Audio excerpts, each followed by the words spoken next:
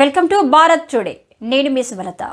పల్నాడు జిల్లా వినుకొండ నియోజకవర్గం బొల్ల బ్రహ్మనాయుడు మీడియా సమావేశంలో ఆయన మాట్లాడుతూ టీడీపీ పార్టీ నాయకులందరూ దొంగ ప్రమాణాలు చేస్తున్నారు, యువతకు ఉద్యోగ అవకాశాలు కల్పించలేదా అని చెప్తున్నారు.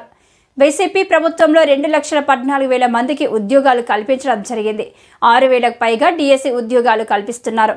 మీటింగులకు ఎవరూ లేరు అని ధర్నాలు చేస్తున్నామని అబద్ధాలు ప్రచారాలు ప్రజల్లోకి తీసుకువెళ్లాలని ప్రయత్నం చేస్తున్నారు. జగన్మోహన్ రెడ్డి గారు ఉద్యోగాలు ఇవ్వలేదని చెప్తున్నారు. మీకు కళ్ళుండి కూడా కళ్ళు లేని కబోదుల్లా మాట్లాడుతూ ఉంటే అది చూసే వాళ్ళకి చాలా అసహ్యంగా కనిపిస్తూ ఉంది. ఇవి రాజకీయంగా మాట్లాడే మాటలు రాజకీయాల్లో కాసన్న వాస్తవాలకు దగ్గరగా ఉండే మాటలు ఎక్కడా కనిపించట్లేదు. ఇప్పుడు యువతకి ఉద్యోగ అవకాశాలు కల్పించలేదని చెప్తున్నారు. చంద్రబాబు నాయుడు గారు 5 సంవత్సరాల్లో ఆయన పాలనలో ఎంతమందికి 2014 నుంచి 2019 వరకు ఎంతవరకు ఎన్ని ఉద్యోగాలు ఇచ్చారు? ఇవాళ గౌరవ ముఖ్యమంత్రి ఈనాటి ముఖ్యమంత్రి జగన్మోహన్ రెడ్డి గారు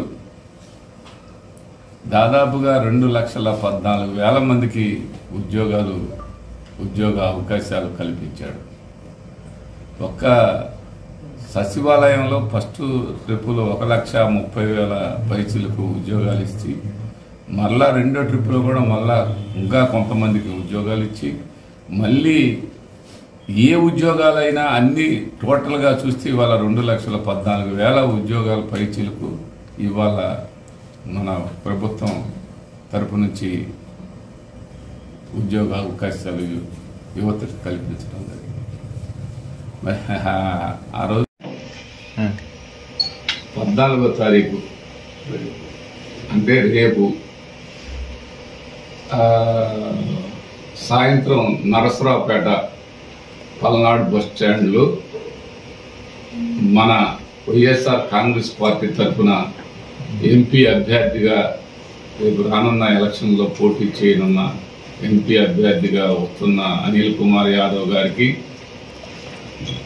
మన వినుకొండ నియోజకవర్గ వైఎస్ఆర్ కాంగ్రెస్ పార్టీ నాయకులు కార్యకర్తలు అభిమానులు అందరూ కూడా వేలాదిగా తరలి రావాలని అందరూ కూడా సాయంత్రం 4 పల్నాడు బస్ స్టాండ్ దగ్గర బహిరంగ సభకి హాజరు కావాలని వారందరికి కూడా మరి అక్కడ ఆ సభని సక్సెస్ చేయాలని జయప్రదం చేయాలని కోరుకుంటూ సెలవు.